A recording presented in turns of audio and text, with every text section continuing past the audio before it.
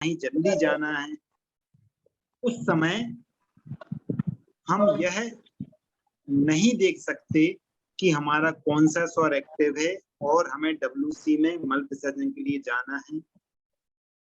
तो मेरा आप सभी से कहना है, जितने भी सदस्य यहाँ जुड़े हैं, देखिए अभी कुछ हद तक भले ही विकृति आ गई है कि अनेक लोग WC में भी मोबाइल लेकर जाने लगे हैं, लेकिन फिर भी अनेक लोग नहीं जाते लेकर के, तो आपको वहां पर तो ज्यादा कुछ कार्य होता नहीं है। तो सबसे अच्छा उपाय, और अनेक लोग जो मैं चर्चा कर रहा हूं उस पे हो सकता है विश्वास भी न करें, वो अपनी जगह बिल्कुल सही है।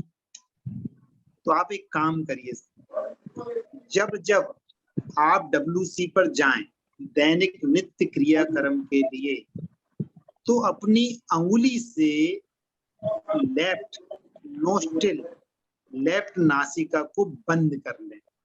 आपको पता नहीं होगा कि हमारा कौन सा स्वर एक्टिव है, हो ना हो। आप तो एक ही काम करना है, आपको जितनी देर बैठे, 2 मिनट, 5 मिनट, 10 मिनट, 20 मिनट, आधे घंटे, वहां कुछ काम तो है नहीं, आपको फ्री रहते हैं।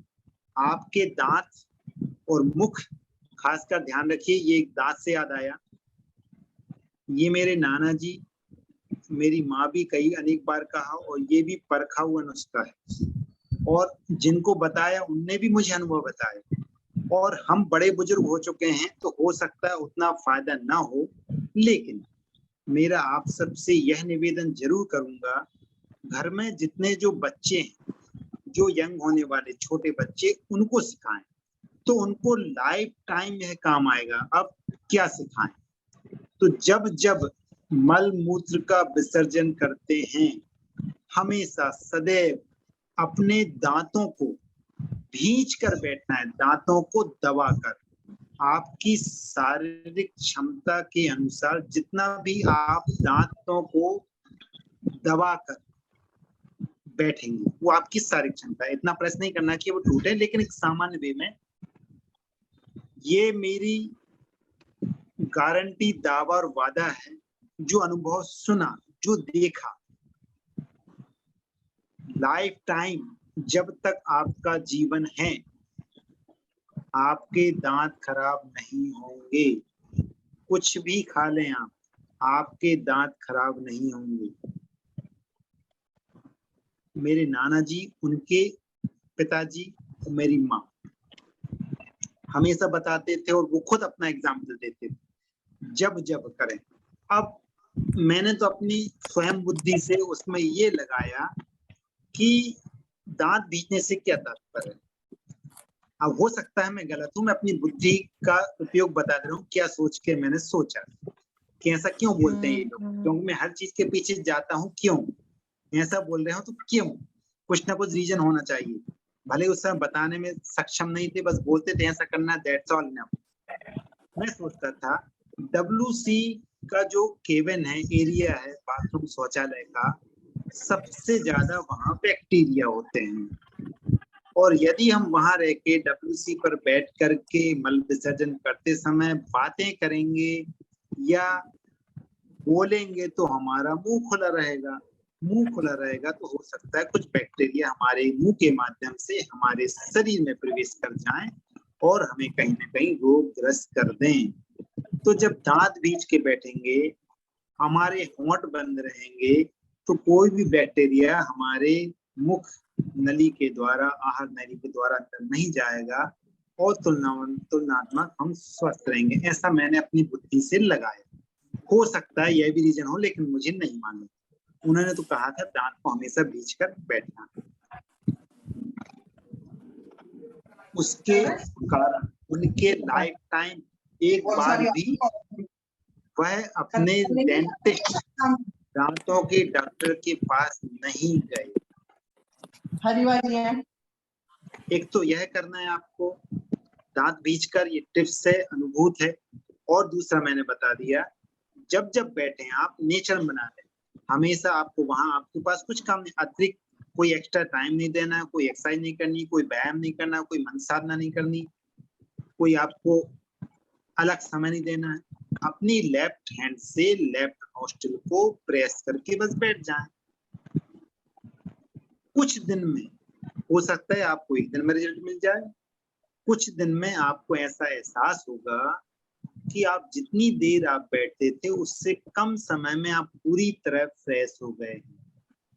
आपकी जितना पेट साफ होता था उससे अच्छे तरीके से पेट साफ हो गया है।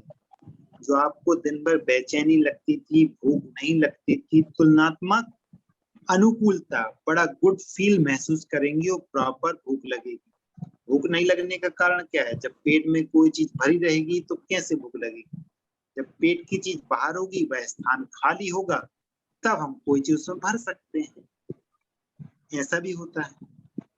अब मुझे इसमें एक मंत्र साधना से ध्यान आया, क्योंकि हम सभी जो मूल है भक्तांबर जी के कारण ही हम सभी जुड़ सके हैं। ये भक्तांबर जी के प्रताप, महिमा और ताकत है कि मैं आपके समक्ष उपस्थित हूँ। इसमें सबसे महत्वपूर्ण भूमिका आदरणीय हम सबकी गुरु माँ आदरणीय मंजू दीदी और इत्तेफाक से इस सेशन में उपस्थित हैं आदरणीय अर्चना दीदी, जिनके माध्यम में, जिनके सानिध्य में सबसे पहले मैंने भोपाल में इनका संपर्क हुआ, सानिध्य प्राप्त हुआ और वहां से मेरी लाइन शुरू हुई। और भक्तांबर जी की ताकत, महिमा है कि आज हम यहाँ पर उपस्थित हैं और आप सबके समक्ष में। तो मंत्र साधना से जब जब आप हीलिंग दें, यदि किसी को आप सूर्य स्वर में हीलिंग देते हैं तो इसके आपको, आप हीलिंग तो दे ही रहे हैं, आपको देखिएगा 10 गुना रिजल्ट मिलेगा। अनेक बार किसी किसी के मुख से यह सुनने में आता है, आज उन्होंने हीलिंग दी, हमें उतना फायदा नहीं हुआ जितना पिछली बार हुआ था, या उन्होंने हीलिंग दी लेकिन मुझे फायदा नहीं हुआ, इन्होंने हीलिंग दी, मुझे एक बार में ही फायदा हो गया। तो हो सकता है आपने जब हीलिंग दी उस समय आपका सूर्य स्वर चल रहा हो, उस समय फिर तत्व की बाद में बात करूंगा, इसी वो तुरंत रिजल्ट मिल गया। और इसमें एक और टिप्स जोड़ूंगा, क्योंकि मंत्र साधना, ध्यान, वाहन चलाना भी सूर्य स्वर का कार्य, वाहन चलाना, भोजन ग्रहण करना, मंत्र विसर्जन, रोगी ऑपरेशन। ऑपरेशन से मुझे याद आ रहा है, हमारे परिवार में, परिचितों में, रिश्तेदारों में पाप उदय के कारण कुछ ऐसे संयोग बन जाते हैं कि हमें ऑपरेशन की जरूरत पड़ती है। हमारे शरीर में कुछ विकृति आ जाती है, शरीर में कुछ बीमारी आ जाती है। तो मैंने ये भी अनुभव किया, मेरे गुरु ने भी बताया, ऑपरेशन 2 प्रकार के होते हैं।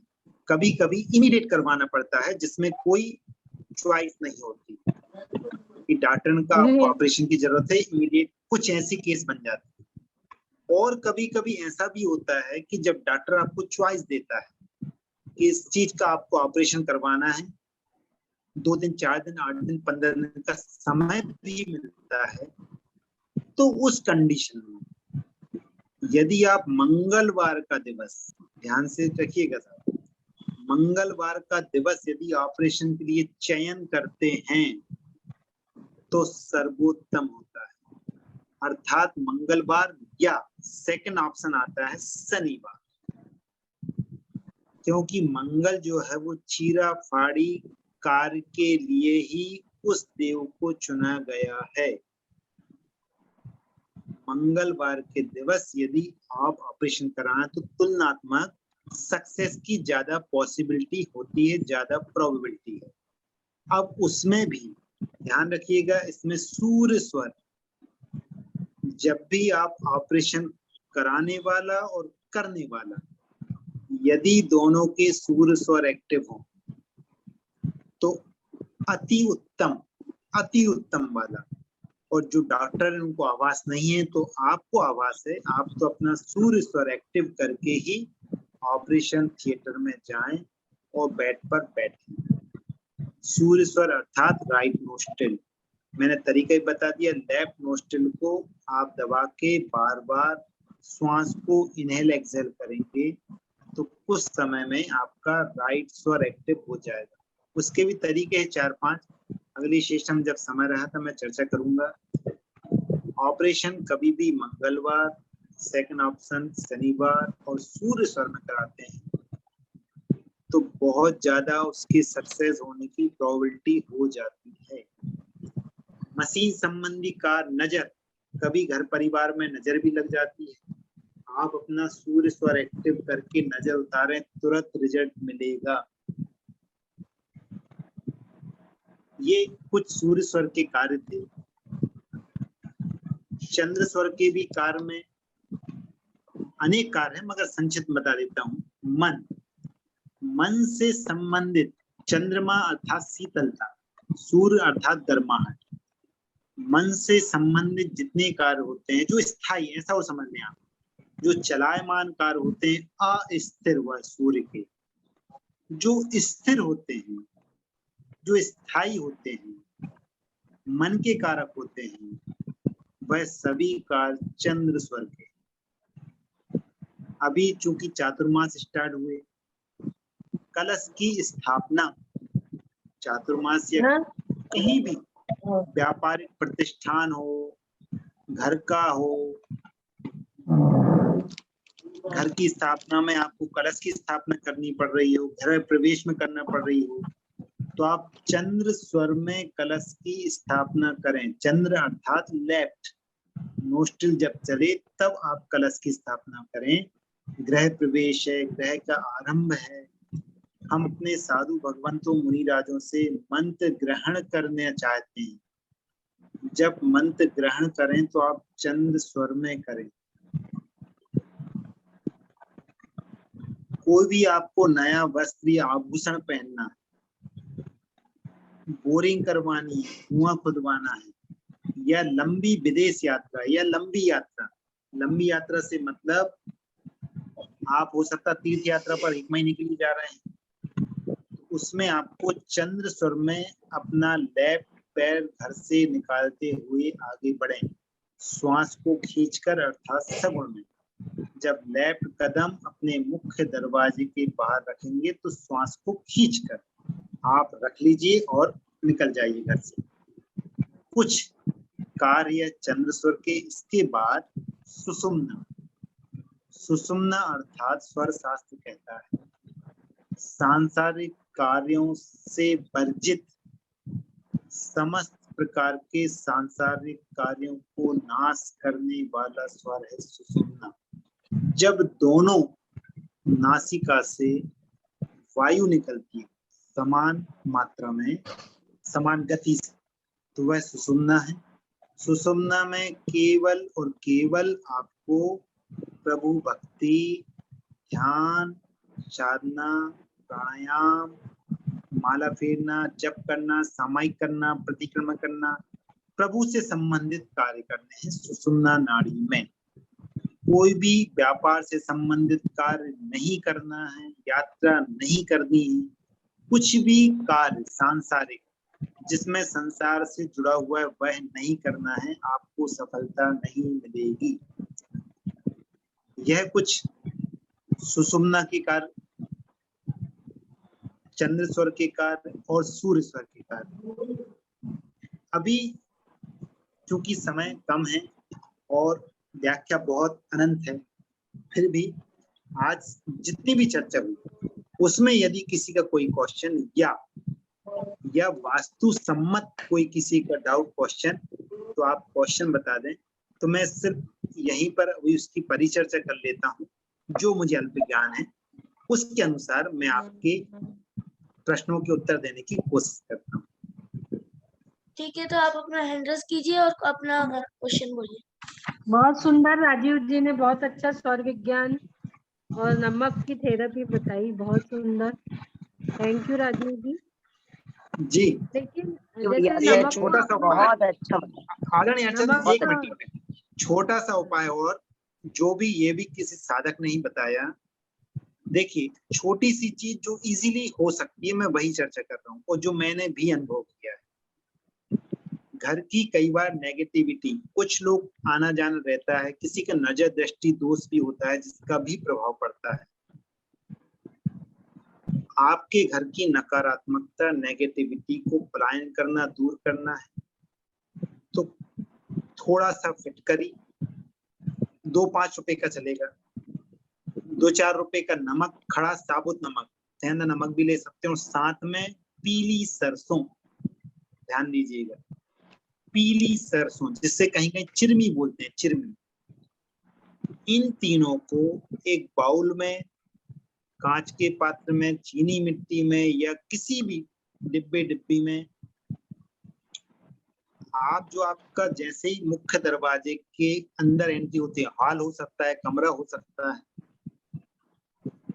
वहां पर आप कहीं भी रख सकते हैं, कहीं भी जहां आप चाहें, टेबल पर, किसी रैक पर, किसी, लेकिन ओपन करके, नीचे ऊपर कहीं भी आप रखिए।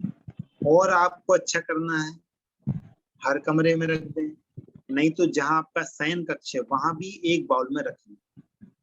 और हर हफ्ते थोड़ी सी रखना आप तो एक पाव ले आए मार्केट से, एक पाव में से 50 ग्राम, 25 ग्राम एक बाउल में रख दें, और बाकी सामग्री डिब्बे में पैक करके रखिए। बाकी ध्यान दीजिएगा, पैक करके रखिएगा।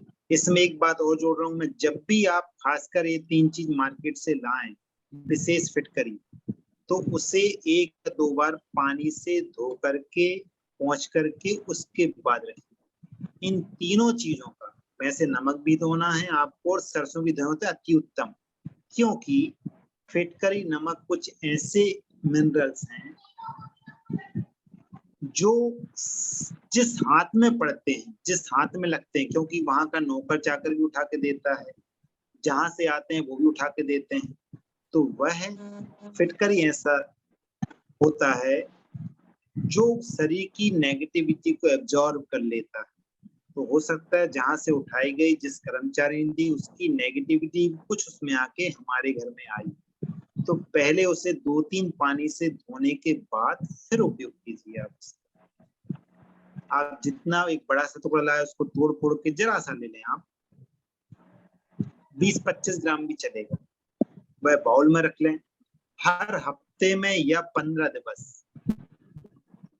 में वह तीनों चीज घर के बाहर किसी नाली में, मैदान में, पेड़ पौधों के नीचे, जहां आपकी इच्छा हो वहां उसको डाल दीजिए। और फिर देखिए आप अपने घर में कितना गुड, ये छोटा सा उपाय है लेकिन बहुत तगड़ा है। ऐसा उपाय जो आसानी से हर व्यक्ति कर सकता है और ज्यादा खर्चीला नहीं। आप चाहें तो सिर्फ 10-10 रुपए की तीनों चीज ले आए, उसके 4 भाग कर लें, तो आपको एक बार में 2.5 रुपए की चीज लगेगी, यह 7.5 रुपए की चीज होगी। 15 दिवस, 1 हफ्ते के लिए इतना पर्याप्त। इतना तो सा उपाय कहीं भी करके बेच सकते हैं भैया? जी कहीं भी भैया कहीं भी बेच सकते हैं? बिल्कुल, घर के बाहर ठीक है। किसी पेड़ के नीचे डाल दें, गटर में डाल दें, मैदान में डाल दें, सबसे अच्छा पेड़ के नीचे डालें, सबसे अच्छा होता है। अब पेड़ नहीं मिल रहा, नाली में बहा दें, आप नाली में फेंक दें।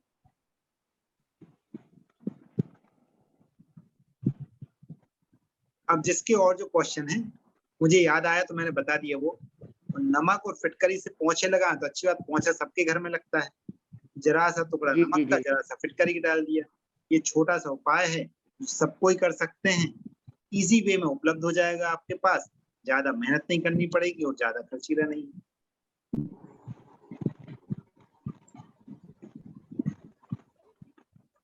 किसी के कोई भी क्वेश्चन है इससे संबंधित, या अलग से भी हो सकते क्वेश्चन, तो आप मुझे पूछ सकते हैं। राजीव जी, जी आपने जो नमक का कहा ना कि नमक खाली होने के पहले ही भर दे, जी बिल्कुल सही। जी जी दीदी, तो वो कैसे पॉसिबल है ना? अपन लोगों को पॉसिबल कैसे? फिर वो बर्नी नहीं धुलेंगी क्या?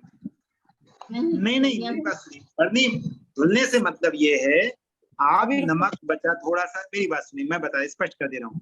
मान लीजिए बर्नी में 2 चम्मच नमक बचा, तो आप उस नमक को दूसरे पात्र में लेकर उस बर्नी को धो लें, वह नमक वापस उसमें डाल, तो आपका वो खाली नहीं कहलाएगा।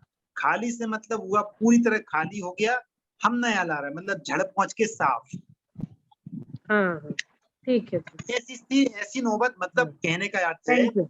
जैसे ही आपको एहसास हो ये कम होने वाला, खत्म होने वाला है, आप दूसरा मार्केट से ले आए अपने घर और उसमें भर के रखें।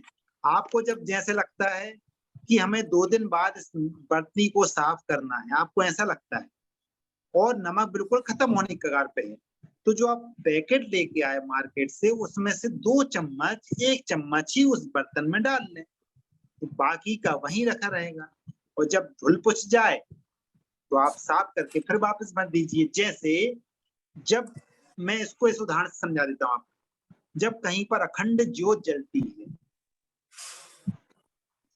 अखंड ज्योत, जैसे मैं अपने यहाँ की बात करूं जहां मैं रहता हूँ, जिस मंदिर में शांतिनाथ प्रभु मूलनायक जी हैं, शांतिनाथ मंदिर है यहाँ पर 122 साल 122 ईयर हो गया है, वहां जो उनके क्षेत्रपाल माणिभद्र दादा 122 साल से उनकी वह ज्योत अखंड जल रही है। जब से मंदिर का निर्माण हुआ तब से वह ज्योत अखंड जल रही है। अब अखंड ज्योत का मतलब ये तो होता नहीं जिस प्याले जिस बर्तन में जल रही है वह कभी साफ नहीं हुआ। उस समय क्या करते हैं, उसका जो तेल बाती होती है उसको दूसरे पात्र में रखकर कुछ समय के लिए उसको साफ करते हैं और वापस वह ज्योत वह तेल वह बाती उसी पात्र में रख के स्थापित कर देते हैं। शायद मुझे लगता है आपको समझ में आया होगा दीदी आदरणीय। अच्छा दीदी। हाँ जी हाँ जी 15 दिन के बाद दोबारा रखना है कि नमक और सरसों और वो? ये मेरी बात सुन लीजिए आप। अब आपको ऐसा लगता है कि आपके घर में ज्यादा नेगेटिविटी है, आपने जो पीली सरसों घर में रखी वो 1 हफ्ते में भूरी भूरी हो गई, उसमें काली माँ आ गई, तो आप हर 2 दिन 4 दिन हफ्ते भर में बदलें। आपको लगता है कि हमें दिक्कत नहीं हो रही तो 15 दिवस में बदलें। आपको लगता है कि और कुछ दिक्कत नहीं तो 1 महीने 2 महीने बाद बदलें। ये आप पर डिपेंड करेगा कि आपको कितने दिन में चेंज करना है। उसको बाहर करके दूसरी नई वाली रख दीजिए उस प्याले में। क्लियर हो गया आपको? तो कैसे मालूम करें? क्या चीज, क्या बोले आप? देखिए चंद्र सूर्य तो मतलब एक तरफ दबा के नहीं करें क्या? देखिए मैं बता देता हूँ आपको, यदि आप मुझे देख पा रहे हैं, क्या आप मुझे देख पा रहे हैं आदरणीय चंद्र, आप मुझे देख पा रहे हैं? हाँ। मैंने 1-2 नथुने होते हैं, एक नथुने में उंगली लगाई, ठीक है, और यहाँ से मैंने सामान्य रूप से श्वास छोड़ी। हो सकता है यहाँ तक हवा आ रही और नीचे और नीचे और नीचे जाते जाए कहाँ तक हवा आ रही। मान लीजिए मेरी हवा यहाँ तक आ रही, श्वास यहाँ तक आ रही, ठीक है, राइट तरफ से, अभी मेरा राइट तरफ से छोड़ रहा हूँ। अब मैंने राइट तरफ उंगली लगाई और यहाँ से छोड़ी हवा, हो सकता है वो हवा यहीं तक आ रही है या यहाँ पे कम हो गई है, और ये राइट वाली दूर तक आ रही थी और ये वाली यहीं तक आ रही है, मतलब मेरा राइट स्वर चल रहा है। जिस तरफ से ज्यादा दूरी तक ज्यादा तेज गति से हवा निकले वह आपका स्वर एक्टिव है।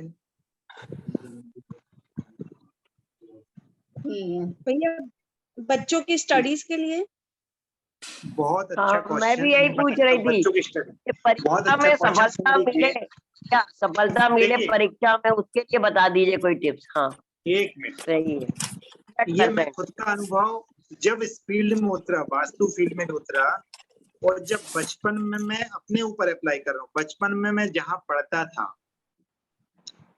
मैं जहाँ रहता था वहाँ एक छोटा सा बगीचा जैसा, तो दिन में मैं बगीचे में जाकर पढ़ता था सुबह के समय, और जब रात हो जाती थी बगीचे में तो अंधेरा हो जाता था तो मैं घर के अंदर आ जाता था।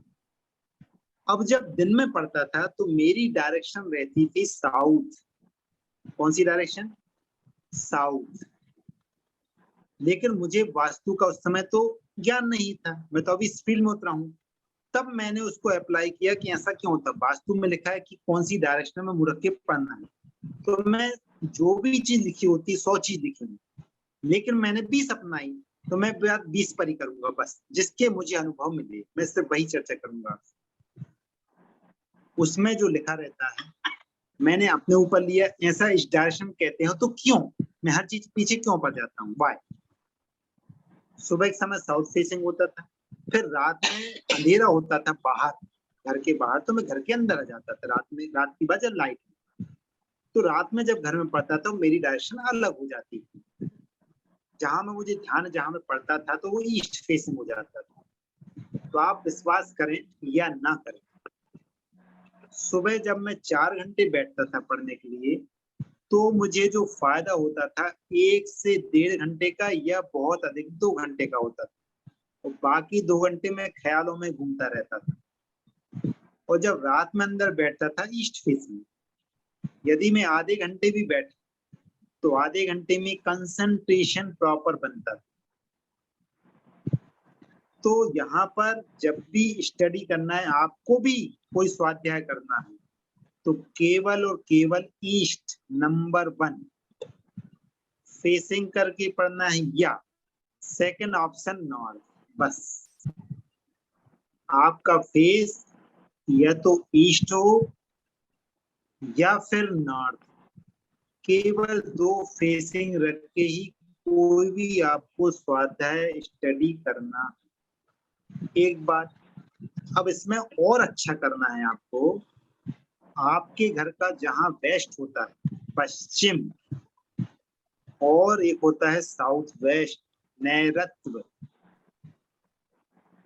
आपके घर का जहां भी नैऋत्य कोण हो और पश्चिम दिशा हो, इन दोनों के बीच में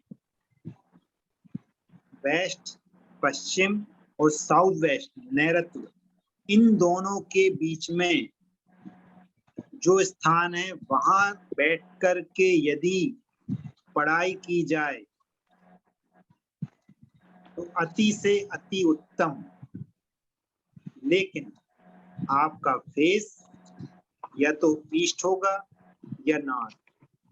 अब यदि आपने इन 2 स्थानों के बीच पश्चिम और साउथ वेस्ट के बीच कोई मोबाइल रख दिया, कोई कंप्यूटर रख दिया, कोई बच्चों की खेलने की सिर्फ सामग्री रख दी, कोई कॉमिक्स रख दी, कोई कहानी की पुस्तक रख दी, तो उसका ध्यान बार बार वहीं जाएगा। तो इससे अच्छा उस जगह आप उसकी पढ़ाई से संबंधित पुस्तक रखें, तो भी उसको इसका रिजल्ट मिलेगा, उसकी तरफ वह अट्रैक्ट होगा, आकर्षित होगा। कहाँ रखना है? पश्चिम और नैऋत्य, वेस्ट और साउथ वेस्ट के बीच वाले भाग में। वहीं यदि वहां बैठ के पढ़े तो अति उत्तम, नहीं तो वहीं उसकी पुस्तकें रखें। भले ही फिर सेकंड ऑप्शन नॉर्थ ईस्ट, आपके घर का जहां नॉर्थ ईस्ट है वहां भी बैठ करके पढ़ाई कर सकते हैं, लेकिन आपका फेसिंग या तो ईस्ट नंबर 1 या फिर नॉर्थ, केवल 2 ही रखें। आपका मुझे लगता है आपको क्लियर हो गया होगा, आपके प्रश्न का जवाब मिल गया होगा। आदरणीय जिनका क्वेश्चन था, भैया स्वर कौन सा होना चाहिए, ऐसा मेरा पूछना है। देखिए इसमें क्या है, चूंकि पढ़ाई एक दिन की प्रक्रिया नहीं है, उनको रोज पढ़ना है, तो मेरा ये मानना व्यक्तिगत जो स्वर चले, ठीक है, जो स्वर चले, श्वास को खींच के। आदरणीय अच्छा श्वेता जी नाहर, आप कहाँ से हैं साहब? भैया मैं ईचल करंजी से हूँ। किस जगह से? ईचल करंजी नियर कोल्हापुर। कोल्हापुर, ओके साहब, आपको सत्संग वंदन करता हूँ, क्योंकि कहीं ना कहीं आप सादर में थे। मेरा भी नाम राजीव नाहर है। अच्छा आपको नमन ओके, करता हूँ जी। आपको जी, भी जय जिनेन्द्र। जय जिनेन्द्र साहब, आपका आदरणीय जय जिनेन्द्र साहब। जय जिनेन्द्र भैया जी, आप चाहें तो नंबर नोट कर सकते हैं। कभी किसी का क्वेश्चन हुआ मैं अभी जवाब नहीं दे पाया तो आप मुझे मैसेज करें, आपको जवाब जरूर मिलेगा, आगे पीछे मिल जाएगा। आप सब नोट कर सकते हैं नंबर 98। मुझे मैसेज कीजिएगा, हो सकता है फोन रिसीव न कर पाए, क्षमा चाहूंगा सभी से, क्योंकि आपने जिस समय फोन किया हो सकता है कहीं व्यस्त हूं, इसलिए इसका ये नहीं निकालिएगा कि मैंने जवाब नहीं दिया। पेन लेके आ रही 9827 27 67 67 57 57 97। ओके। 9827675797। जी साहब, बहुत किसी ने डाला है, उनको बहुत बहुत धन्यवाद। Thank you. भैया आपको बहुत बहुत धन्यवाद, बहुत सुंदर टिप्स दी। अगर ये खत्म होती है 1-2 मिनट में, मुझे नहीं मालूम, 5 मिनट का बहुत देर पहले इंटीमेशन आ गया, तो अगर ये खत्म होती है तो कल फिर भैया आएंगे, और अगर आप लोग को अच्छी लगी क्लास तो परसों भी वो करेंगे, है ना। आप लोगों को जैसा भी लगता है तो आप लोग कल तो ज्वाइन हुए, और भी लोगों को लिंक भेजें, और भी लोगों को जोड़ें, क्योंकि ये इतना ज्ञान है, इतना बढ़िया ज्ञान देते हैं भैया को। बहुत बहुत नमन, वंदन, धन्यवाद इस ज्ञान को, भैया को और किसी टिप्स का को। जी, बहुत बहुत नमन, वंदन, धन्यवाद धन्यवाद धन्यवाद। किसी का और अगर एक प्रश्न, जी किसी का एक जी प्रश्न आप चला था चैट बॉक्स में, अभी देखा मैं नंबर सेव कर रहा था, तो मुझे आदरणीय जिनका भी प्रश्न है, हो सकता है मैं यहाँ जवाब नहीं दे पाया, तो आप मुझे मैसेज करेंगे वही प्रश्न, तो मैं आपको जवाब दे दूंगा।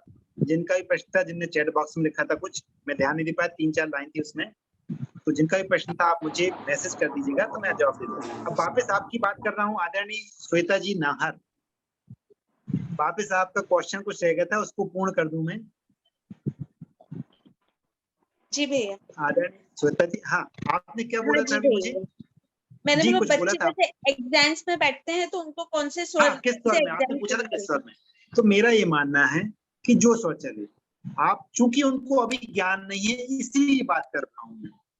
वैसे उसकी भी प्रक्रिया होती है कि चंद्र में बैठना सुर में, लेकिन उनको स्टार्टिंग, लेकिन आप क्या करेंगे, श्वास को भर के उनको जब भी बैठे, जैसे मैं कुर्सी पर बैठ रहा हूँ, किसी आसन पर बैठ रहा हूँ, मेरा लेफ्ट चल रहा है, मान लीजिए उस समय मेरा लेफ्ट स्वर चल रहा है, तो मैं लेफ्ट हैंड से टच करके श्वास को खींच करके मैं बैठ जाऊंगा, और यदि मेरा राइट चल रहा है तो राइट हैंड से टच करके श्वास को भी खींच कर इनहेल करके सगुण में आपको बैठ जाना है।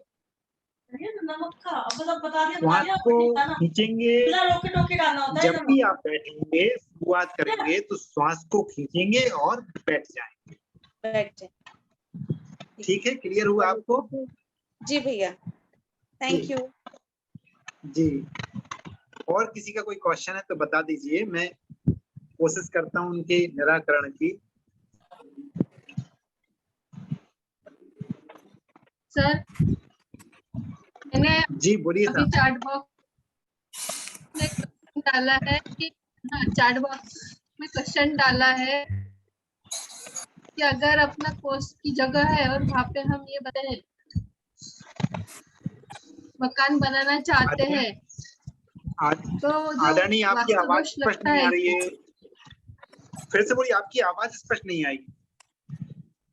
अंकल वो कह रहे हैं कि अगर कोई सी जगह पर घर बनाना पड़ा तो क्या वास्तु दोष होता है और हम उसे कैसे दूर कर सकते हैं? जी कोर्स वाली। बिल्कुल, मेरा ये मानना है, देखिए साहब, जहां जहां अनुभव किया गया, आदरणीय मेरे गुरुजी के साथ कई जगह गया, उनने मुझे भेजा, उनका भी ये कहना है, लैंड की एनर्जी, जमीन की एनर्जी ही सबसे महत्वपूर्ण है। आपका पेट स्वस्थ नहीं है और आपने अपने चेहरे पर क्रीम पाउडर लगा के चमक बनाई है, तो वह चमक क्षणिक कुछ समय ही रहती है, लेकिन आपका पेट पूरी तरह स्वस्थ है तो आपके चेहरे पर एक अलग चमक दिखेगी जो स्थायी रहेगी। ऐसे ही जमीन की ऊर्जा, तो आप यदि ऐसा विचार करते हैं और इसमें ज्यादा डिटेल पूछना है तो आप मुझे मैसेज कर दीजिएगा, मैं आपको इसमें डिटेल दे दूंगा, क्योंकि इसकी बहुत सारी व्याख्या करनी है आपको, तो जितना मुझे अल्प ज्ञान है वह आपसे शेयर कर लूंगा। आप मुझे इस पर पर्सनल पूछिएगा तो मैं चर्चा कर लूंगा, क्योंकि यहाँ पर लंबी चर्चा होगी और यहाँ पर समय बंधा हुआ है। इस कारण से जिनका भी प्रश्न है, यदि उसका शंका का समाधान चाहिए तो आप मुझे मैसेज कर दीजिएगा। मैं आप सबको ये बताना चाहती हूँ कि राजीव भैया बहुत अच्छी वास्तु का वो करते हैं। अगर अपने को मकान बनवाना है, फैक्ट्री बनवाना है, कुछ